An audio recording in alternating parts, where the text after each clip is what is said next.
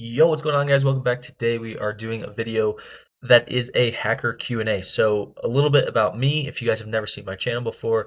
Um, Basically, I've been in cybersecurity for close to 15 years now. I was a pen tester previously. I run a SOC now. So just a quick background of who I am and why I would do a video like this. So if you guys haven't seen my channel, that's kind of who I am. I make content for cybersecurity professionals, both defensive and offensive. And then I have a Patreon that is more for professionals in the industry and also has some business resources in there as well. So high level, that's who I am. Now let's get into the Q&A. So a lot of these questions came from the Discord. I've had people reach out to me over the years and ask some questions, and then I try to do a Q&A video on the Discord questions every couple of months or something like that. So as you can tell, I'm not in my normal setup. I'm traveling for a conference, and you can see that I don't have like my background still there and stuff like that. And my normal videos, it's gone. So I don't have all the resources with me because I am traveling, so I'm using my laptop. And so my microphone's probably not as good and things like that. So I apologize if the quality's not up to what it normally is. But let's go ahead and get started. So again, all these questions were presented to me, and I'm going to answer them. Basically, I'm going to try to answer them from mainly an offensive perspective, but I will try to answer them from a defensive perspective as well because I know there's a lot of SOC type people and blue team people in my channel, so I want to make sure you guys all get something out of it. All right, so let's go ahead and get into it. So first one, these are in no particular order, by the way, so just know that. When you test a system, what is your step-by-step process for finding weak points? So this is a really good question, but it's not a question that you can answer definitively. And the reason for that is because every single pen test will be different. Every single one will have a different process. So as you can see on my back or on my screen here, and that's what I'm looking up at, by the way, is the screen. There is different frameworks like PTES, MITRE framework, all these different frameworks, and they give you a guideline on which steps you should take and in which order. That is the best recommendation I can give you guys, and these resources will be in the description, but make sure you're going through and following a framework. The reason for that is because you need repeatable processes. If you're not repeating certain processes, like certain stages and steps, the chance of you missing something is very good. And what could happen is you could have one pen test over here where it was a phenomenal pen test, and then a pen test over here that you just did mediocre. And you don't want that. You want a high standard at all times. So following one of these is the best way to do it. And then on the flip side of that, on defense, the MITRE attack chain is very similar. It'll tell you straight up, hey, this is the way that attackers do things, the methodology, and you'll be able to reverse it and defend against it. So make sure you're following a framework. Like I said, it's hard to give you my step-by-step process because a couple of reasons. One, I could be here for 5 hours going through it with you. For two, it's different for each pen test. So I scope the engagement for whatever engagement I'm going to do. And when I scope it, that's when I'll come through and prep myself with, here's what I'm going to do. All right. How do you know when to keep pushing an attack versus pivot to something else? So this is a good question, and this will depend a lot on a couple of things. The first one is objectives. If there's a specific objective that they want, and that's my scope, well, I'm going to spend a lot more time on it. So I'll push a little harder. The second thing is time. There's, most pen tests are around a week. Depends on a couple weeks depending on the size. But the reality is you don't have time to just sit there all day long on one vulnerability. So you just have to judge it yourself based on what your scope looks like, right? If my scope is one application in a week, well, I'm going to push pretty hard on it, right? But if my scope is an entire organization in a week, well, I don't have time to push pretty hard. I'm looking for low-hanging fruit to get in the door, and then we can start looking at more. So it's going to depend a lot on your time. An attacker doesn't have that. They have the advantage of time. They can sit there theoretically forever and probe your stuff. And so it's one of those things that it's going to be based on you individually. And the reason it's you individually is because you know how off or how quickly you operate on certain things. if you're like, sometimes for instance, I'll find a way, an easy win, and I'll be like, all right, I'll come back to that because that's easy. I can get in anytime there. But I need to gauge some of the other external facing stuff too because I'm doing a full pen test for them. I'm not just gonna find the first door and go boom, I'm in, and that's it, right? I'm gonna find the rest of it. So a lot of times I'll get something real quick, save that, and then go try to quickly test everything else to see if I find any other low hanging fruit. Um, so yeah, that's how I do it. It's kind of a, I don't want to say there it's an art, but I do believe that pen testing is an art, not a science, and it is sort of an art where, yeah, you kind of have to gauge it yourself, right? Like, okay, I'm pushing on it. How much time do I have? Well, I've got a week and I've already spent a day on this. I need to stop. This is way too much time. So that's kind of how you got to gauge it, is based on your time frame. That's why CTFs and things like that. I see a lot of times with the CTFs on like Try Hack Me and Hackbox. People will hop in the Discord all the time and say, "I've been working on this for like 2 hours and it's so I need help."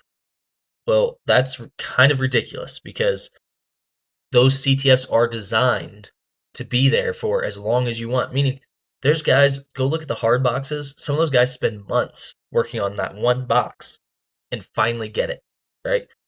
If you have time, work through it. Otherwise, don't just go cheat, basically. And so I see that a lot with younger, I don't want to say kids, but younger professionals. Um, What's your mindset when a vulnerability seems like a dead end? Well, the vulnerability itself seems like a dead end. Like I said, depending on the pen test, I'll move on to something else. If that's the case, then yeah, obviously that's fine. But if it's not a dead end, or if I think there's an opportunity there, then I will just change some of the things. Like an example that I'll talk about here shortly too is like if I'm using a SQL injection, right? Well, maybe there is a SQL injection there, but I'm using the wrong parameters. It's sanitizing something. Well, that doesn't mean I go, there's no SQL injection, move on, right? No, I'm going to keep changing the payloads. I'm going to keep testing, and I'm going to keep trying. But then we go back to the question two, which is, hey, at a certain point, is trying worth the time that I'm putting into it? And the answer is probably not, because think of an attacker as well. Unless it's a targeted attack, unless the target or attacker is focusing on you, most likely what's going to happen is they're going to do the same thing. They're going to come in, look for low hanging fruit, man, can't find any, and they're going to move to the next guy. And that's opportunistic. And so if you're doing a pen test and that opportunity is not there, then you're doing your job. Have you ever had a system that you just couldn't break into? So this is a tough question because the answer is obviously yes. I don't think there's a single pen tester out there that's been able to break every single system ever. I'd actually probably challenge every pen tester out there to show one. Now, is there have I ever had a pen test without a finding? No. There's always something. But does that mean I could break into it? Not necessarily.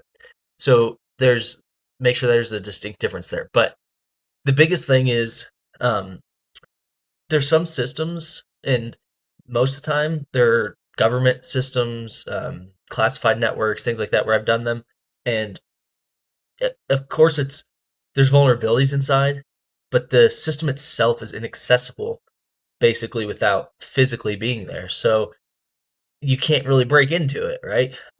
So there's different things, ways that you can easily make your systems non-usable, but that comes back to the CIA triad, which is the availability piece there, and the availability is very low in that case. So they have to play that game. So systems that with low availability usually are very hard to get into, and that's just the way it is. So yeah, there's always going to be systems. There's also a piece of this is there's always systems that you just run out of time. There's systems where like I find something, and I'm like, I'm going to come back to that because I think there's something there, and then you get through the pen test and you go to get back to it, and you're just running out of time. So of course there's systems you can't get into, but I will say, given the amount of time, there's always a way in. Even systems that are real low availability, you can find a way in. It's just a matter of doing it ethically for one, doing it legally, and if it's in scope. All right. If so, why do you think you failed? So for me, most of the time, it's been time, and I wouldn't call that failure. The biggest thing for me is are there pen testers out there that could have gotten in that time? Oh, I'm sure there are. Does that mean I'm a worse pen tester than them? Not necessarily. It means that they might have an expertise in something specific that took me longer to figure out. That's okay because I found other vulnerabilities in there that maybe they couldn't. So it's a it's a game that you're forever going to play. You're never going to be the best at everything, and you have to accept that you're doing the best that you can. And if you're confident that you're good at what you do, I'm going to get you a good product. I'm going to get you a good pen test. Yes, there may be someone out there that found something else. That doesn't mean they would have gotten you the quality of pen test that I got you. And it doesn't mean they wouldn't have. It's just I'm very confident in that ability. Um, so why did I fail? Usually it's time. Um, Time and or access. Sometimes there's things out of scope that I could have gotten in, but the way I would have gotten in is out of scope, so you can't use it. Um, okay, so this one was kind of specific, but it was like, can you give an example of an actual WAF bypass?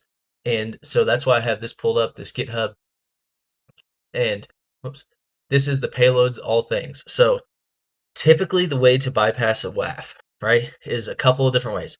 One, you could, this is usually not in scope for a pen test, but supply chain attacks, very easy to bypass a WAF if you're coming from a trusted source. So those are typically out, but just know those are typically a good way in. But then the other thing is what a lot of people do, and we're going to talk more about this as we answer some more questions down below. But what a lot of people do is they run like 1 = 1 SQL injection, and it fails, and they're like, well, guess they got a WAF blocking it, can't get through, right? Or whatever, right? And it's like, no, that's not it, right? Or they try to run like some sort of injection and it gets blocked, and they're like, yeah, well, that's it. Now, there's a shitload of payloads that you can try. You can URL encode them. You can encode them with base64. You can do anything you want. You can take it to the nth degree, right, to find that weird syntax that nobody thought about that actually works and get through those WAFs, right? Now, keep in mind that the more you try, the more logging, the more all that stuff you're doing, the more visibility you're doing. But typically, a pen test is ran differently than a real attack in the sense that I am on a timeline. I'm on a budgeted timeline. So I'm going to spray certain attacks, right, in a much quicker manner than somebody, an actual attacker would. And usually, what you'd have the company do, if you know that this is going to happen, is say, hey, I'm going to do this. Here's my IPs. Don't block me. Because an IP change is super easy, but you're going to slow me down and you're trying to get the best test for your money. Well, if you slow me down, you're just delaying my test. So it doesn't help anything. Yes, I can go stand up a new IP, but that extra 10 minutes or whatever that's going to take me, you just slowed my process down. And then you're going to block me again. I'm going to have to do it again and again, and etc. So typically, it's you set alerting on, not auto blocking. Um, and then, like I said, I'll have this in the description below, but this resource here, Payload All Things, these are all different types of payloads, but like just to show you guys an example, we'll just click on this one, right? So if you look at all of the different payloads, all to do the same type of attack. So if you're telling me, hey, this one doesn't work, okay, well, does that mean the WAF blocks me and I'm just done? No, it means try the other methods. And these are just already well-known ones, right? You can take it a step further and build your own, but that's just an example of how to bypass security tools like a WAF or like anything like that. Then there's the old school methods, which are just come from a trusted source, meaning if I can take over like the web server, right? Well, then I'm through because I'm acting as the web server. Or if there's a third party tool that has access to the web server or an API that has access, right? I'm bypassing that WAF because they're trusted sources. So there's multiple ways of doing it, but typically that's going to be changing your payload, and if you can, coming from a trusted source is typically the easiest way. But again, keep in mind in pen testing, most of the time that's out of scope because the trusted source is a third party or an API. How do you trick SOC analysts into thinking things are legitimate? So this is something I use a lot, and a lot of people have asked me about this. And Um, the real question here is what I'll give a little context. They said, how do you trick analysts into thinking that the attack is legitimate? And that's because a lot of times that is something I do. Necessarily I don't try to necessarily beat the EDRs if I can't. When I say I can't, if they have anti-tampering and all that stuff, it doesn't necessarily mean that I'm going to just try to keep beating the EDR if I know it's a pretty secure EDR. But what I'll do is I'll try to just trick the analyst, right? Well, an easy way to do this, and I've talked about this a lot, but living off the land binaries, right? Well, attackers have the advantage of time, like I said, so they get their foot in the door. They can sit there and listen for 6 months, and they can find out what's normal activity and stuff like that. Well, I'm going to do the same thing. I'm going to have something monitoring, and then I'm going monitoring the network, and then I'm going to move on to something else because you want to be as efficient as you can with your time, right? And then I'll come back, and then I'll look and I'll say, okay, what's normal? So the best way to do this is, what do you think would trigger an analyst alert, right? Most anyone in here that's an analyst can probably tell you, oh, well, this will trigger an alert, right? Well, if I know that will trigger an alert, right, based on just basic being an analyst.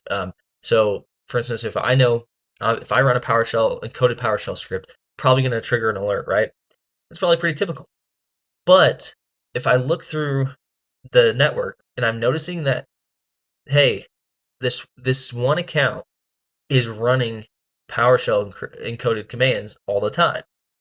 Well, that's pretty common for admins or some tools and things like that. So if I notice a service account or if I notice a certain person is doing this, well, a couple of things. If I can take over their account, I can run whatever PowerShell encoded commands I want, because how many times do you think that analyst has seen that alert come in and go, he's doing it again. Johnny's back at it, right? Or how many times do you think they've seen it enough where they go, exclude him from that alert list?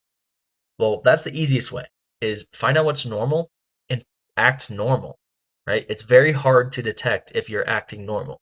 The other thing is using tools that are living off the land, right? Using, Reg Server 32, MS Build, all those things, and use them, WinRM, pretty much whatever tool they use at the company, use those, and you'll be able to actually just blend in with normal activity. The other big one I see with newer analysts, or not analysts, newer pen testers, is they spray a lot. And what I mean by that is they spray attacks trying to get in. And if you do that, you're gonna set off alerts. But if you're very slow and methodical, which a pen test, like I said, typically can't be, then that you're gonna get caught eventually. And also sometimes you want to get caught. And when I say you want to, is if you're not getting caught, that means that company has some serious problems, right? Internally. So yes, you don't want to get caught, but it's good if you do, because that means that company's actually secure, or more secure than not. Um, so yeah, tricking them is blending in. It sounds hard. It's not. If you notice certain types of activity, then go for it. For instance, there's HTTP 3 or whatever the new protocols for Web 3 or whatever it's called. Um, there's a lot of new protocols in place that companies aren't using yet, but attackers are using them to exfil data and stuff like that. And do you think that would look weird? I think that would stick out like a sore thumb in an environment, right? So would I use them in a pen test? Maybe to test it, to say, hey, you need alerting on this. But typically, I'm not going to use it if it's not normal, right? Because I don't want to start setting alerts off. Now, there are pieces of pen tests where you say, okay, here is what we could do and not get caught.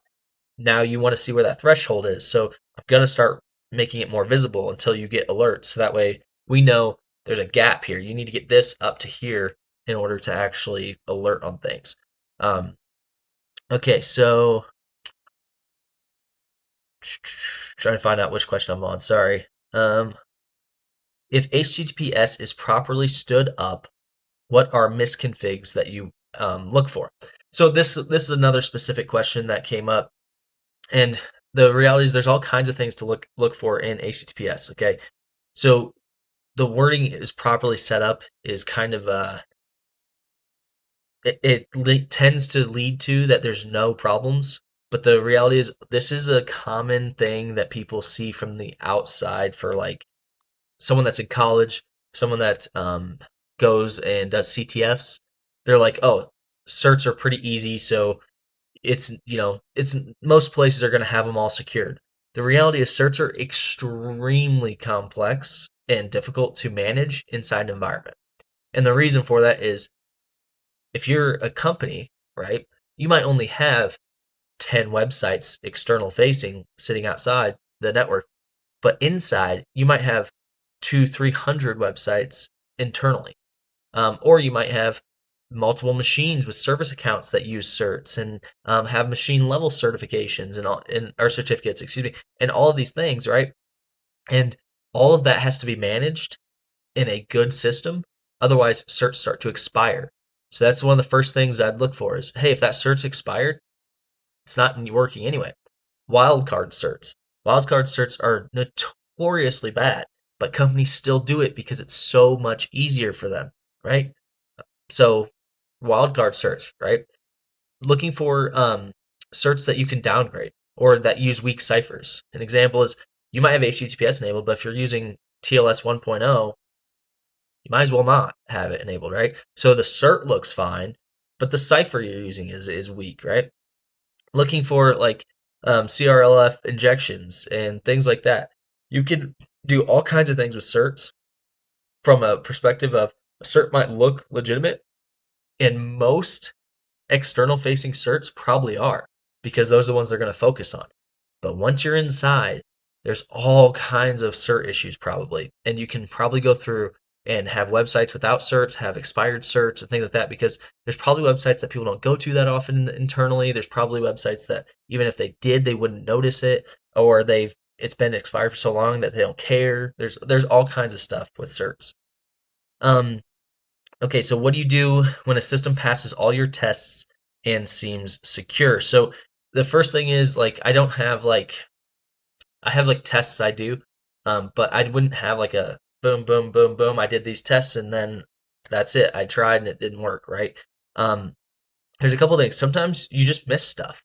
So if I run through and I'm like, I'm confident this might be vulnerable, but I ran through it and didn't find anything. I might go back through and look at my process and look where I need to refine something and go, okay, I need to fix something. Again, we talked about the low hanging fruit and pivoting to something else. I'm not going to dive into that again. Um, then I'm going to start looking for basically human failure, right? Because that's where most people fail. I'm going to go through, let's say you have whatever application.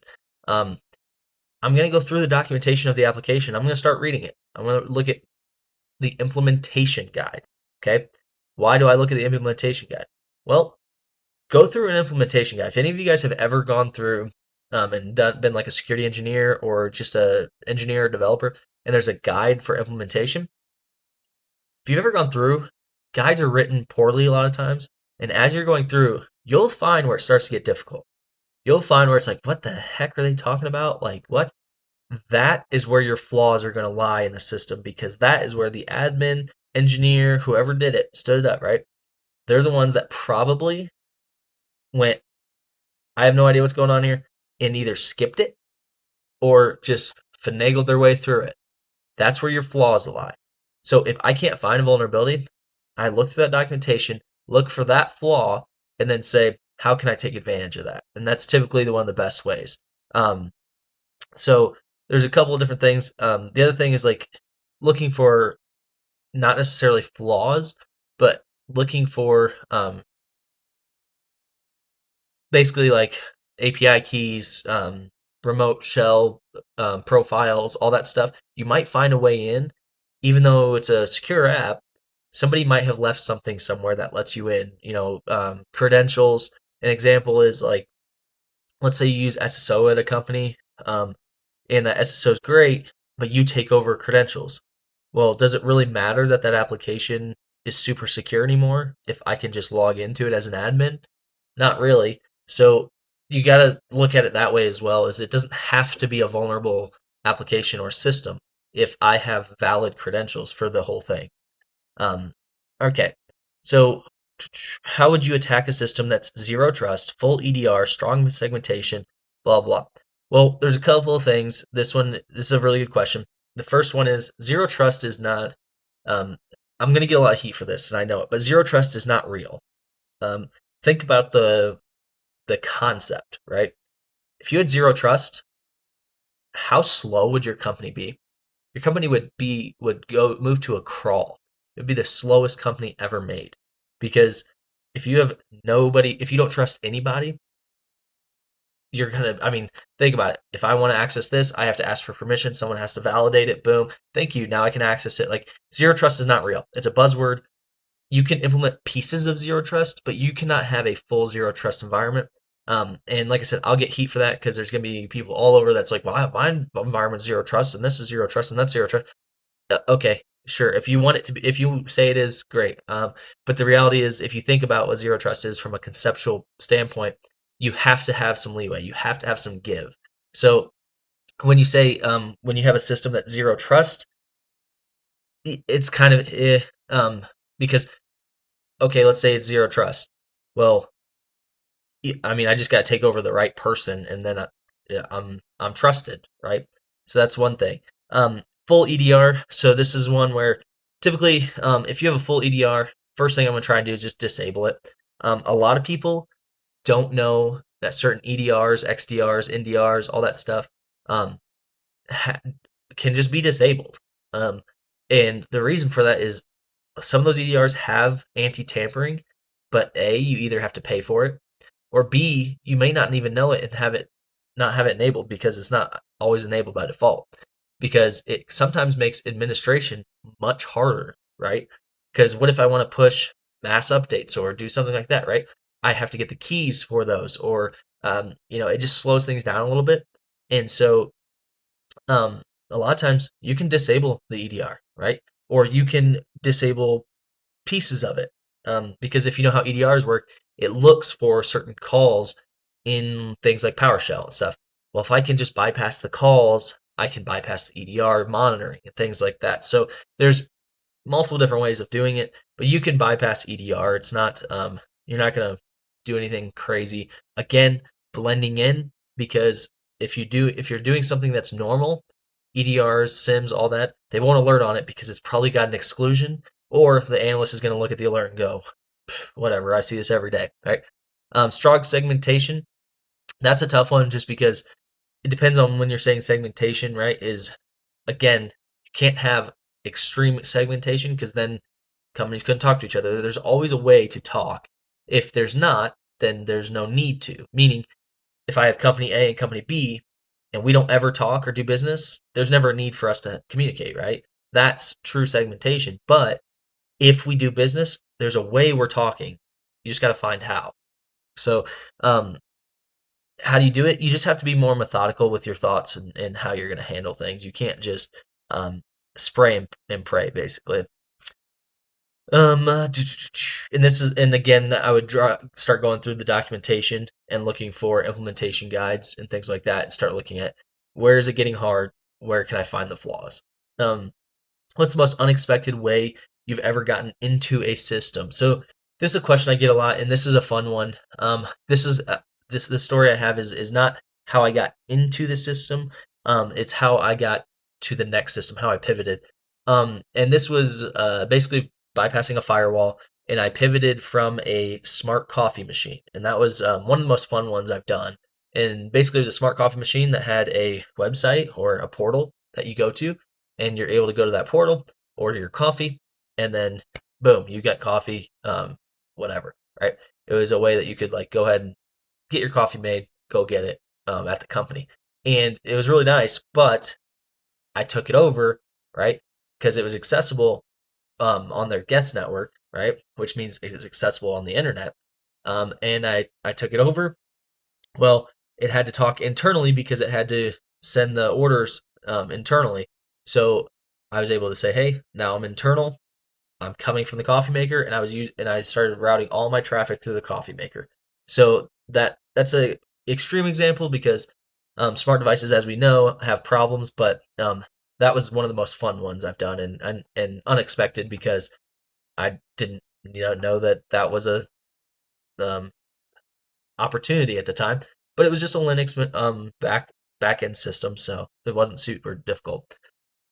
What's your go-to payload for gaining a foothold in the system? So anyone that's ever done pen testing knows that that's a loaded question. There's no like this is my payload right here that I go to every time. But there are favorite ways, right? But there's no like this payload works every time. Um, I have tools I've written that bypass certain systems, um, and I try to keep up with them and make sure that they still bypass and things like that. And those are some of my favorite ways. But a lot of the times, these are a handful of my favorite methodology or not methodologies, methods, but not a specific payload that I have because I almost every time I do a pen test, you have to change the payload you have to tweak it somehow. Um, so running injects from memory, that's one of my more successful ones. Most people will probably agree with you, or will agree with me on that. That running injects from memory, so running tools directly from memory, so that you don't have to worry about AV and some of the EDR systems and stuff like that. Those are some of my favorites. Turning off the EDRs is one of my favorite. Turning off EDRs and logging, because a lot of times we'll have when I'm doing a pen test, I'll have people that say like we're pretty secure. We've got this EDR. We've got this. We're logging everything. We're on top of it. And it's like okay, awesome. And you take over the machine, turn off the EDR and logging, and you just go crazy. And keep in mind, this is only if it's in scope because it's obviously very dangerous to turn off logging and EDR. So typically, I will brief them on it, do like one machine to show it, and then that's where we end it, just so they can see that it's done. But it is typically a lot of fun because you can do anything you want, and they think they're very secure. They're over there, responding, looking good, and they have no idea that you're doing all kinds of stuff in their system. So, what's the worst mistake you see companies make in security? This one's just a really easy one. It's almost every company, not every, but other most immature companies, they operate on the basis that you have a strong defense, a strong external defense, you're good to go. They don't operate on assumed breach, and that's one of the most common mistakes I see. You have to operate with assumed breach. You have to operate that there's somebody in your system right now. You have to assume that. You have to. And that's just because in today's world, it doesn't matter if you have the strongest defense in the world on the perimeter. And this leads to some of the questions that were asked before is what do you do if it's just too secure? Well, then I just get around it. I don't mess with it, right? If you have a firewall that is locked down super hard, has no vulnerabilities, it's incredibly secure. Well, okay, I'm just gonna go around it, right? It's like if there's a wall here with a door, and that door is like bulletproof. You can't drive a tank through this door, right? Well, how do I get in? Well, I'm not going to use that door, right? I'm going to go around. Um, so that's an example of you have to assume breach because who's to say somebody didn't come find a USB drive and plug it in, or somebody didn't get paid $50,000 to come run a command, or somebody didn't get a call and say, "Hey, this is help desk." Da, da, da. There's so many ways to bypass all of that you have to assume that somebody's in there. And that's typically what I see most flaws in companies. What is the most common mistakes I see in new pen testers? So this one is just my experience. I want to say that because I've had really good new pen testers also that don't make these mistakes, but these are just the most common. Okay, so one of the big ones I see, and this is also for not just new pen testers, but like college kids and people that are just new in the industry as a whole, and it is thinking attacks work for every system. So I see a lot of times, like one of the big ones I see is like think about like Log4j. I've seen systems that report that they are vulnerable to Log4j. Okay, and you're sitting there, you run the payload, and it doesn't work, and you're like, well, it's vulnerable, but it's not. Why? Because there was Log4j is a specific example. There was no patch initially. You had to do a workaround. So if you did that workaround, maybe your scanner is reporting on the fact that they don't have the patch, but they still fixed it, right? That's an example, but I see a lot of new people think like this says it's vulnerable, so it has to be vulnerable. And I use this attack because it says I use this attack on this website and it's not working. Why? They don't like understand. It's like they think that pen testing is like a do this, this, and this, and you're always in. And it's more, hey, do this. Okay, I tried it. It worked maybe a year ago. It doesn't work anymore. We've got to find a new way, or we've got to manipulate the payload for this attack. Things like that. You can't just spray the same attack to 500 companies and get in 500 times. It just doesn't work that way. Even if it's the same vulnerability over and over, you have to tailor every single time. Um, so the other thing, and this kind of leads to it, but I see all the time people not, or new people not having multiple ways of doing the same attack. So an example of this would be like using WinRM, right? Well, okay, that's great. WinRM's awesome. What if they block the ports? Uh-oh. Does that mean we just can't do remote management anymore, right? No. Switch to a different approach. Like there's 500 different ways. WMIC is another one. Like there's all these ways to get in. You don't have to um, use this specific attack every time. And I see that all the time where they're like, oh, well, I tried to use remote desktop, didn't work. Guess we can't remote into this machine, so we'll try something totally different. And it's like, no, there might be a reason you can't remote in. If you figure out that reason, you figure out the bypass. If the reason is the firewall block, then change ports, right? Find a port that's open. Try something else. And I see that a lot where it's kind of unfortunate, and people will maybe disagree with me on this, but I see almost the curiosity of hacking has declined over the years. Back when we started, I say we because there's a handful of us that have been around for a while that we did this before it was really a known job. It was mostly government jobs, and you know, when you were doing hacking, then it was more just curiosity, fun, enjoyment.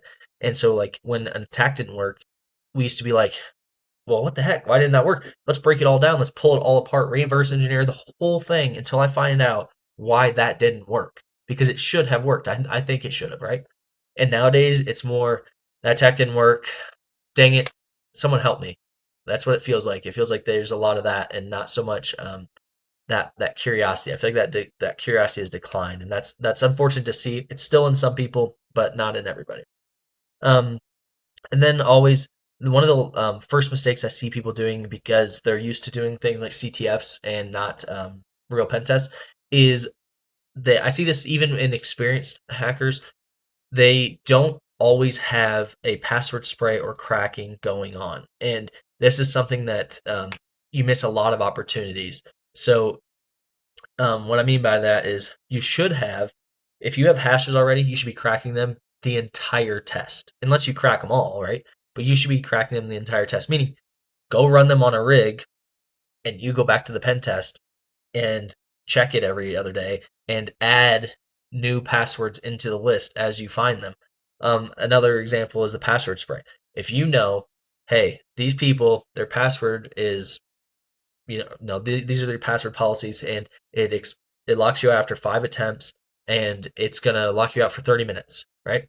Well, then you can set up a password spray script that password sprays on a system every 30 minutes and tries it twice on every account, right? So that way you still have a couple to play with in case they try to log in or something, and you should have that going the entire test.